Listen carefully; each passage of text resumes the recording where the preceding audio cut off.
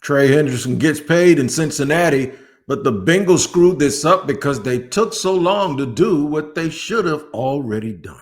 The barbershop is open and Tony Wiggins has a chair for you. He's ready with some real NFL talk. The local experts of Locked On bring their expertise, and Wiggy is ready with his clippers and shears. Sit down and enjoy. The new Locked On NFL starts now. Locked On Podcast Network. Your team every day. It is your team every day here on Locked On NFL. We thank you for making us your first listen. I am Tony Wiggins, the host of The Barbershop, one half of the Locked On NFL dynamic duo here on our podcast network. And he is Kevin Ostreicher of Locked On Ravens. My main man is here, as always, to run through some of the biggest stories from around the National Football League, because that's what we do here. And shout out to the everydayers for joining us. If it's not your first time, thank you for coming back. If it is your first time, come on back. We're going to give you a reason to come back, and make sure wherever you get your podcast, you tap in so you do not miss an episode, whether you watch or listen. Now, today's show is sponsored and brought to you by FanDuel.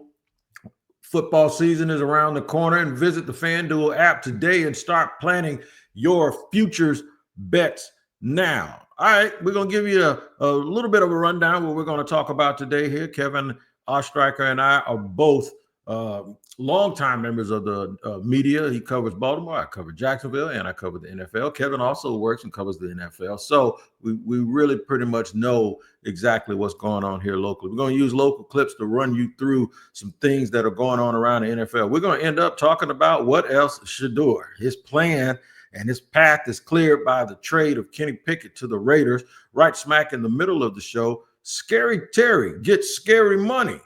Is the money really scary, or is it funny? Did I just rap and rhyme? Wow. I think I did. Look at you. Whoa. Look, you see, that was slick. MC Wig. I ain't even mean to do it. Man, you have to clip that one, man. Yeah, man. We're going to talk about trade day in Cincinnati. Trey Hendrickson getting paid. We're going to park it right there. Kevin Ostreicher, you cover the north of the AFC. What took Cincinnati so long, brother? Well, you know, Wig, my affection and love for the Bengals here on this show. You know I only talk nice about the Bengals on this show.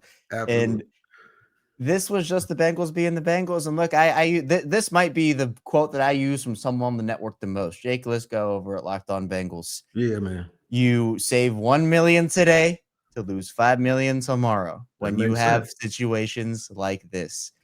And it happened with Jamar Chase. You know, it happens across the league. It's not just the Bengals. I don't want to just pin it on them.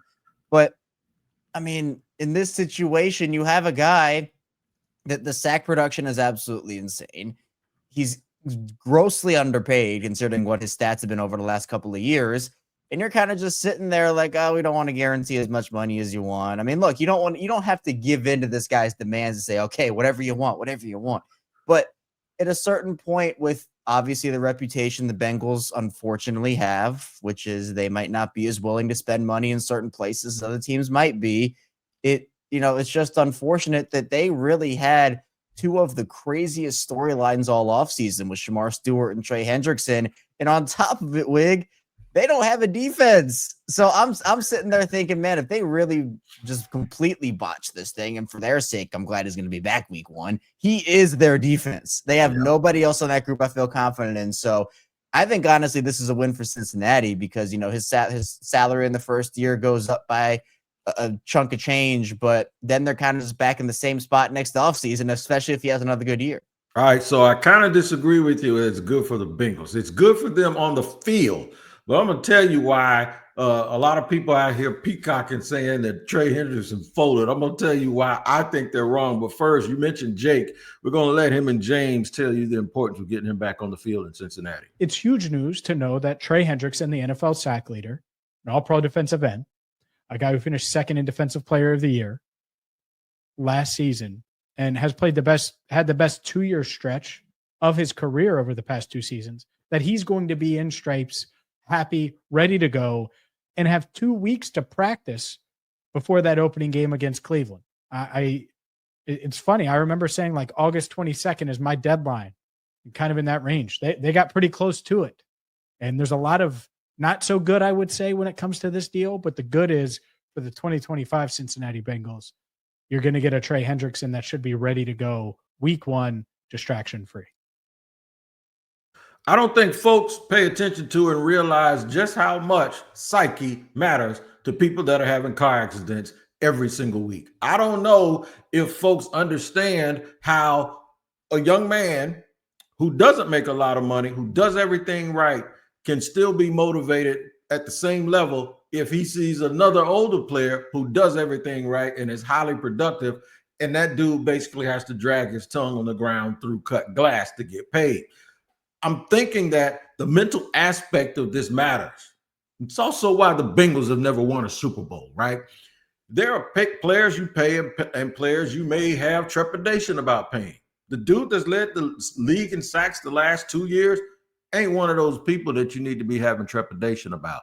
And it's like, okay, well, we ain't going to pay you for what you did. No, you're paying him for what he's currently doing. That's what you're doing.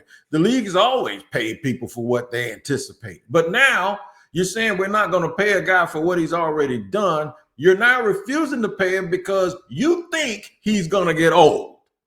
It doesn't make sense to me. I mean, come on, man. What is going on here? And why don't people understand how important that stuff is, Kevin?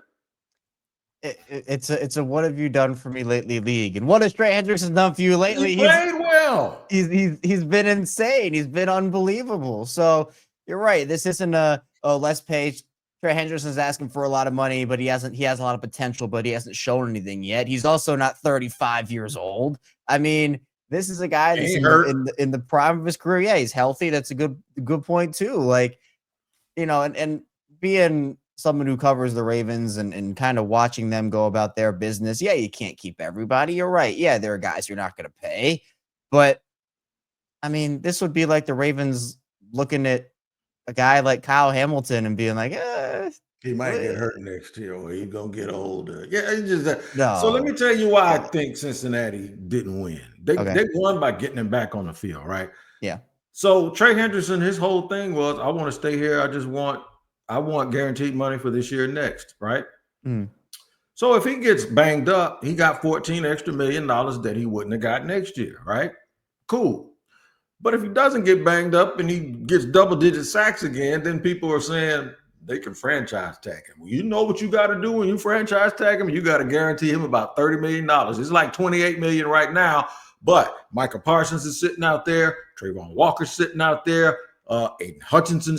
There are a lot of dudes that could get an extension that could drive that price of that franchise tag up. So don't sit here and toot your horn too much saying that Trey Hendrickson folded, because if he got $14 million extra dollars already for something he hasn't even done. So that's $30 million. That's 14 more than he had. That's almost twice as much, right? And I think it's about 45% much or more. And if he plays well this year and you tag him, guess what you got to do? Pay him for whatever you tagged him for. And now he has leverage because he said, no, I'll just play on the tag and screw your salary cap up. Or you can go ahead and give me $50 million guaranteed and spread it out over the next two years, and we got a deal. Or he can leave and go wherever he wants to go and play for $25-30 million and probably win a championship that he'll never win in Cincinnati. I was going to talk about the Dallas Cowboys. The Dallas Cowboys did welcome back Trayvon Diggs, but they still haven't signed Michael Parsons. Real quick, we got about 45 seconds. Do you think Dallas gets this done before the season starts?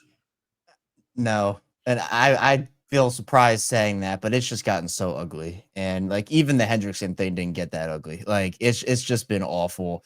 Now, I'm not sure. I mean, I think Parsons plays in week 1, but I don't think a deal gets done. And there's honestly a pretty big shot, whether it's next offseason or whenever, that he gets. I mean, there's just a lot of crazy stuff going on. So my quick answer would be no. Yep, that's my quick answer too. All right, here's what we got. We were talking about Dallas. Their rival got their dude in. I know the Cowboy fans are like, oh, man, we almost had Washington looking bad. Well, Washington says, oh, nope, we're going to give Scary Terry a whole bunch of money. We're going to look at that deal and what the Commanders have to say about that in just a second here on Locked On NFL.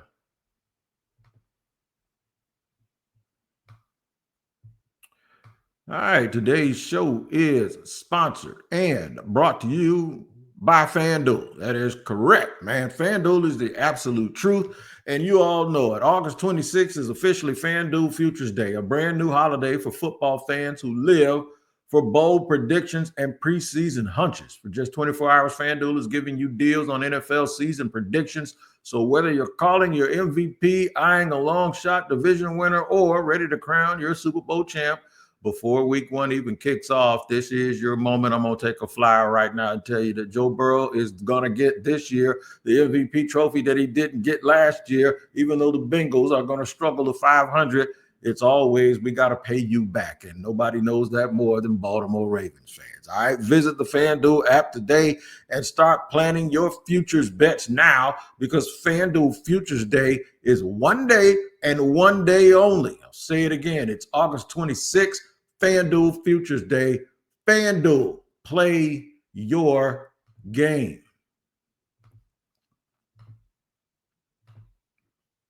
Moving and grooving here on Locked On NFL, the barbershop with my dude, Kevin Ostreicher. And maybe I need to say Ostreicher, because y'all be asking me how to spell his name. And is it somebody even put Kevin Ostrich one time? I'm like, that's what I'm saying. Some people just give up and say Ostrich. So yeah, man, I appreciate you at least trying with it. Yeah, ain't nobody calling him Kevin Ostrich. We got a nickname, but I ain't gonna tell y'all what it is. Y'all got to figure that out on your own. But somebody with a nickname and a whole bunch of money to boot is Terry McLaurin. They call him Scary for a reason. I heard these numbers yesterday. It scared me. And by the way, everybody talk about how tough Adam Peters is as a negotiator, and he ain't gonna budge. He budged. Listen to my man David Harrison from Locked On Commanders. You can call him Scary. You can call him Terry. Just don't call him broke. This is David Harrison of the Locked On Commanders podcast. And news breaking Monday morning that Terry McLaurin and the Washington Commanders have agreed on a 3-year contract extension. Source confirms that. Some other reports coming out, $96 million total value of the contract. That is $32 million annual average value, tying the current AAV of A.J. Brown, star wide receiver of the Philadelphia Eagles, a top 5 number for Terry McLaurin, number 1 in many Commanders fans' hearts, top 5 in many people's boards of ranking wide receivers. The reports are also saying that it is a $30 million signing bonus for Terry McLaurin, so a nice chunk of change. We'll have to see what the guarantees say of it all, but a little bit more than most people projected at this point after a standoff all training camp long, with concerns raising that it might reach into the regular season. Well, now those concerns can be soothed, and we know that Scary Terry will be on the field for the Washington Commanders week 1 when they host the New York Giants. For more of this and all of the ripple effects, head to the Locked On Commanders podcast, part of the Locked On Podcast Network, your team every day. Call me old school, Kevin, but guess what? I think there are 2 things that matter when you play in the NFL. One, you got to be good, not only talented, but good. The other thing is you have to make sure that you insulate that and lift that up about being professional and being a dude that is a leader. I love when leaders get paid because it sends a good message. And I know that might sound a little old school and might sound like something your dad would say, but it reigns true with me, because I also think the teams that get the guys that always show up, that are leaders and good, eventually, and they get enough of them, they can win Super Bowls. Yeah, we know Terry's been there for the long haul. You know, he's been through some tough times in Washington, and to see him get rewarded like that is incredible. And, you know, this is kind of what it is with the wide receiver market, where obviously, you know, he's not on that Justin Jefferson, Jamar Chase level, but he certainly, I think, is a tier below that. And I know that with a lot of these guys, with the salary cap going up, I mean, I kind of went through this with Lamar, where it's like when that deal was signed, everyone's like, man, that's so much money. Like, of course he deserves it, but man, that's a lot of money. We're sitting here just 2 years after that deal got signed. With Lamar Jackson's now the 10th highest paid quarterback, and a quarterback, you know, well, is paid more than him. So it's like these deals, they get better with age. And Terry, to me, we know the Commanders have an older roster. I think people look at Jaden Daniels and they're like, oh, man, this roster is so young because they have such a young quarterback. No, they have some old dudes on that roster.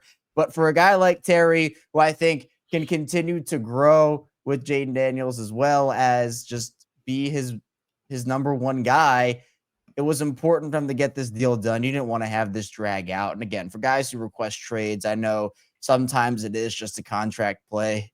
Lamar did the same thing. He requested a trade. He said, I'm out of here. I don't want to be in Baltimore. I love the fans, but, I want to be paid what I'm worth. And then about a month or two later, he signed. So it's a dance we've seen before. It's a dance that happens often in the NFL. But you know what? It's effective. It's effective. And I mean, here it is. It happened again. It is effective, but I also think it's real. Two things can be true at once, right? Yeah, I think a guy can really not want to be traded, but he just says, I've given you everything. Yeah. I've done everything you've asked me to do. I have exceeded your wildest imagination of what the expectations could be. If you don't pay me and appreciate me, if I'm going to be treated bad, man, I can go down the street. I ain't got to stay here and put up with that foolishness from you with all I've sacrificed and give. This is where it comes in when people go, I saw a buddy of mine who's a national writer go, yeah, I guess they didn't want to get traded after all. No, they wanted to get paid. That's what they wanted to do. And when that happened, their request to get a trade went away. It's just that simple. Speaking of trades, there's a team made a whole bunch of trades in one day. And we always say the Philadelphia Eagles, they have it all together, right? How could Howie Roseman make all of these trades if they draft well? And I think Howie's just crossing T's and dotting I's and making sure that the Eagles are sound across the board, as opposed to like some other teams reaching out to really try to be desperate and fill holes that they think are going to help them. Here's my man, Lou DiBiase, up with Locked On Eagles. And that's, again, why I love Howie Roseman as a general manager. And it's fun. Like, he makes so many trades that it's such an entertaining life as an Eagles fan. I mean, he made 3 trades in one day. It's like, I felt like I couldn't put my phone down. You shouldn't really be shocked that he just controlled the headlines yet again on Sunday. But again, specifically the players that he acquired yesterday and traded away. He acquired Sam Howell and he acquired Fred Johnson back. He traded away Darian Kennard. I really like each of those moves in a vacuum. That's what Howie does, man. Howie goes out and he trades day 3 picks from the future for dudes that could actually help the team right now, even if it's for a short period of time. Yeah, and I mean that he's able to make those moves and find diamonds in the rough and pick up guys that teams might not want. And that to me is the mark of a good general manager, is always looking to improve, your squad. And we could have gone into the season with Philadelphia just having the roster. There's their roster they brought into the preseason, and we would have said, man, that's a Super Bowl contender again. They're going to be in that conversation, a repeat. But then, you go out there and make those moves around the margins. Look, do I think that John Mechie's going to become an 1,000-yard receiver this season? No, it's not like that, but it's just getting depth in. I mean, we know A.J. Brown has missed some time. Devonta Smith has missed some time. You want to get guys in there. They traded for Jahan Dotson, and that went away. I mean, it happened. I mean, he was on the team, so you have to be able to continue to stack contingency plans. And you're right, those mid-round picks in the grand scheme of things, yes, good drafters and good drafting teams find ways to find productive guys there, and Howie has certainly done that. But if you feel like a guy can help you this season, and whether it's depth or in a role that's a little underrated, go ahead and trade that 5th-round pick. I have no problem with that. I think that's a good strategy. You know what they're going to do too? They're going to lose a lot of guys that are not going to re-sign because other people are going to give them a bunch of money, and then they're going to get compensatory picks, and they're going to get them because they don't make a big splash in free agency like some other teams do. All right, somebody that's made a splash all off season is the Cleveland Browns, and people been asking us, all of our unofficial program directors out there been asking, why are y'all talking about a 4th-string quarterback? And they say it long enough, and you start saying, maybe I shouldn't talk about a 4th-string quarterback. So we're going to talk about a 3rd-string quarterback in Cleveland. And that's Shedeur Sanders. It's the same person. We'll talk about him and how his path got a little bit clearer to playing with the trade of Kenny Pickett. We'll get into that in just a second here on Locked On NFL.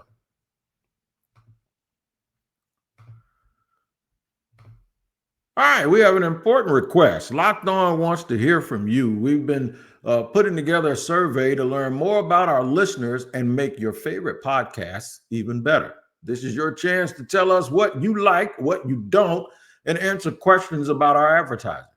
Go to Locked On Podcasts with an s.com/survey to get started. Everyone who completes the survey will be entered for a chance to win one of 10 $100 Amazon gift cards. Again, that's Locked On Podcasts with an S.com/survey. So you also can find the link in the show notes here on this show. Thanks for helping us out here at the Locked On Podcast Network. And today's show is sponsored and brought to you and presented by Yahoo Fantasy. The NFL season is right around the corner, and you can feel the buzz because of all of these cuts going on. Fantasy football season is here, and everyone's researching, drafting, and building their championship squads. If you haven't joined the league yet, now is the time, and it's all happening on Yahoo Fantasy. I would be anywhere else except Yahoo Fantasy because this year I'm playing fantasy football on Yahoo Fantasy for the 20th time, and you should too, whether you're a first-timer or a veteran creating your millionth league. Yahoo Fantasy is loaded with fun ways to compete and brand new features that make the game even better. With the season kickoff on September 4th, now is the time to start playing Yahoo Fantasy Football, which offers so many fun ways to compete. You want more ways to play? Try the brand new Yahoo Fantasy Guillotine League mode, where the lowest score each week gets eliminated, weekly elimination, until one team is left standing. You want to play inside or instantly with friends? Try the new Draft with Friends mode. Prefer the classics? Get your crew together and go head-to-head in a private league. No crew, no problem. Join a public league, the easiest way to play. The NFL season kicks off on September 4th, so don't wait. Start your league now. Draft now at yahoofantasy.com/lockedonnfl. That's yahoofantasy.com/lockedonnfl. We round in third base here with my buddy Kevin Ostreicher. I'm going to remind you guys to check out the Locked On Podcast newsletter. It is at lockedonpodcast.com. Make sure you go over. There's some interesting stuff in there, and it's something you can always refer back to. Make sure you go to lockedonpodcast.com and search that newsletter because it is absolutely fantastic. Something else that is fantastic is all of this coverage we've been giving this bad team up in Northeast Ohio called the Cleveland Browns. But we've done it because it's just fascinating to watch a team that actually drafted a kid get accused of sabotaging the kid when nobody else was drafting the kid. But we're talking about Shedeur Sanders, and they had a very, very crowded quarterback room. And they were more crowded than the people that are there because Deshaun Watson's somewhere making about $35-40 million, and he ain't even around. So Joe Flacco was named the starter. My man Spencer Jones is going to tell you all about it. I talked about it on today's show, and it happened. Kenny Pickett to the Raiders for a 5th-round pick in 2026. I love when these things happen. I love when I talk about something, put it out in the ether, and then it comes to be. Now, I did say I thought that the Browns would still be committed to wanting to see Kenny Pickett play before they actually moved him or whatever, because we've heard so much about how infatuated they were with him being part of this team and potentially competing for the starting job. Then the hamstring injury ruined all that.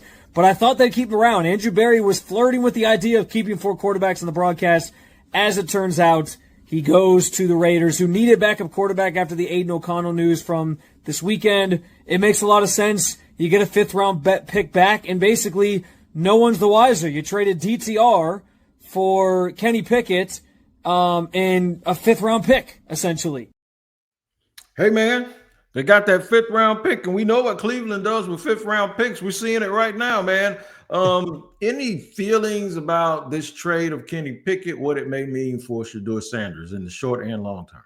Yeah, I mean, I wasn't necessarily sure that we were going to see Kenny Pickett at any point here for Cleveland. I thought that it was always going to be Joe Flacco starts, and then when the wheels fall off of that, or the Browns are struggling and their record doesn't really justify putting a veteran quarterback out there anymore, then I think you turn to one of the rookies. And I think that, look, Dylan Gabriel, I think had a better preseason than a lot of people thought he was going to. Obviously, Shedeur Sanders had up and down moments throughout the preseason as well. Both guys had up and down moments. But I think that for me, I never really expected Kenny Pickett to get playing time regardless of the situation. Like it just with where they are right now, I mean, you could honestly make an argument Joe shouldn't even be starting in week 1, but he obviously is the most proven quarterback on the roster. Because look, where's Cleveland going this year? They're not going anywhere. No. So you might as well see what you have in these younger guys. I'd give Gabriel or Shedeur a shot. Now, I think one of them, maybe both of them, will get a shot at some point this season because, if the Browns start like 1-5 or something, again, it's like, what good does it do to just throw Joe out there continuously? I mean, I would give the fans some excitement. I would throw those rookies out there and see what they have, but it doesn't necessarily shock me. 4 quarterbacks is also a lot in today's game anyway. So, Pickett was clearly the odd man out here. So I would have not been shocked if it didn't happen, but I'm also not shocked that it happened either. Yeah, and it's weird to me that they're going to go into it with a dude that should be in somebody's rocking chair and then 2 dudes that need to be in a daycare center. That it's odd that they go like the oldest player in the NFL and then 2 rookies at the most important position. So it's a little bit strange.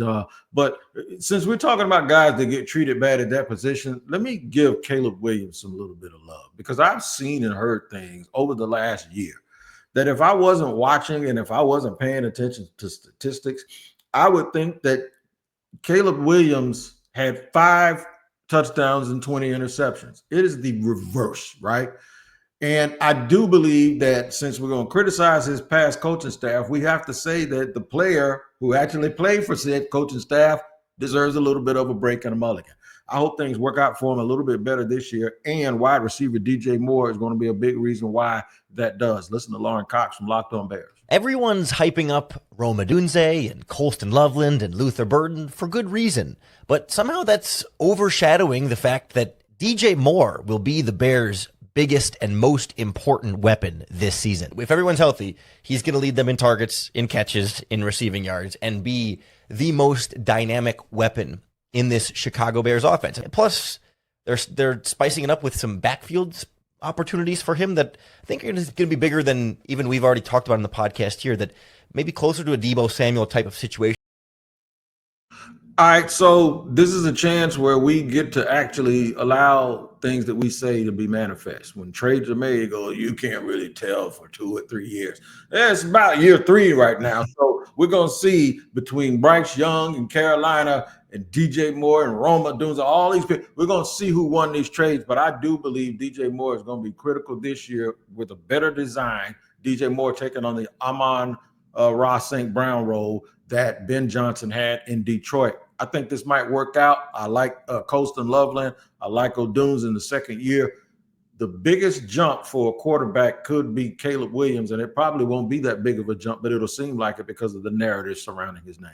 Yeah, I just never liked them keeping Eberflus last year. I thought that they needed to reset and move on, and obviously that would have meant they wouldn't have gotten Ben Johnson unless Ben Johnson thought that opportunity was good enough for him last season. Was clearly he was just waiting for the right one. So maybe he would have gone and left for Chicago last year instead, had that opportunity presented itself. But look, that's the name of the game. It's like Ben Johnson being able to come in, transform that offense. You have DJ Moore, you have Rome Odunze, you draft Loveland, you have Cole Kmet still, DeAndre Swift is there. Like you have Caleb Williams, plus you invest in the offensive line. Joe Tooney's over there now. Like that's really big. Chicago is a team, and especially in the division they play in. Everyone's talking about Detroit. Everyone's talking about Green Bay, Minnesota. Like those are those teams that have all the storylines. But man, in Chicago, Caleb Williams, especially from what we saw on his college tape, like everyone's like, all right, whoever gets this guy, they're getting a dude. Everybody wanted him to go to the DMV, have that storyline, but Chicago picks him at 1. And I know that, again, it wasn't a flashy year for Chicago. Chicago didn't have a great season. But I think part of that was the fact that just Eberflus wasn't the right guy there. Everybody knew it, and it was just a wasted year. So hopefully they can get that back this season and make some noise in a really big division. Yep. And if y'all want to make noise in your fantasy leagues, there's only one place where you need to go, man. And that is check out Locked On Fantasy Football with Vinny Iyer and Michelle Majuk. Now that these cuts are happening, you're going to see a lot of movement. You're going to see a lot of depth chart rotations. And you need to know where to get your depth for your fantasy football league if you want to be a champion. Make sure you check out Locked On Fantasy Football on YouTube or wherever you listen to your podcast.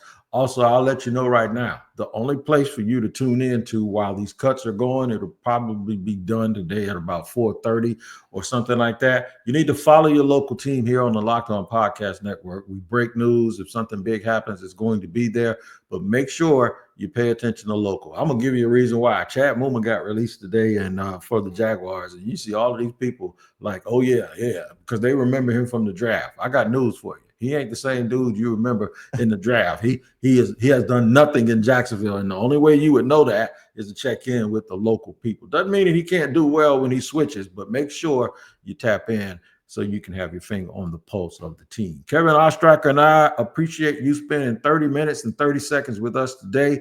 Your time is extremely valuable, and here on this network, we do not take that for granted. So we thank you for joining us. We'll see you next time here on Locked On NFL.